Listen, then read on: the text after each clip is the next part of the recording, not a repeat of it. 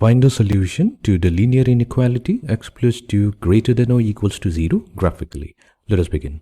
So first what we'll do, we'll consider the xy coordinate plane.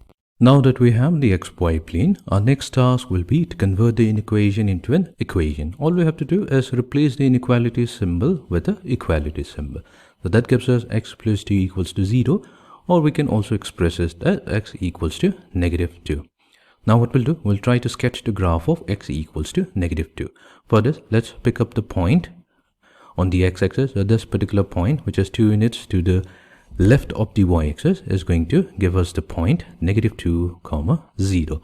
Now what we'll do, we're going to draw a line that passes through this point negative 2, 0, and we know that any line whose equation is given by x equals to a, it's going to be a straight line that is parallel to the y-axis.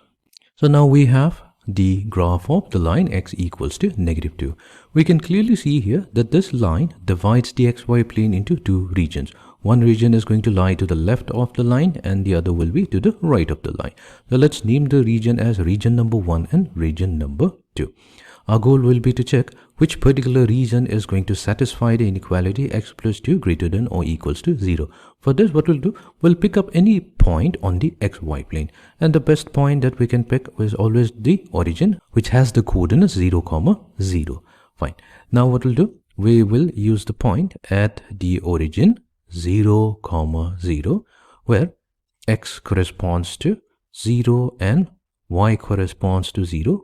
We're going to use this value and substitute into our inequality. So we get 0 plus 2 greater than or equals to 0, or in other words, we are saying that 2 is greater than or equals to 0. Is this a true statement? Yes, that's a correct statement. 2 is indeed greater than 0, which means that the region which contains the point 0, 0 is going to be a solution to the linear inequality x plus 2 greater than or equals to 0. So what we'll do, we're going to shade region number 2.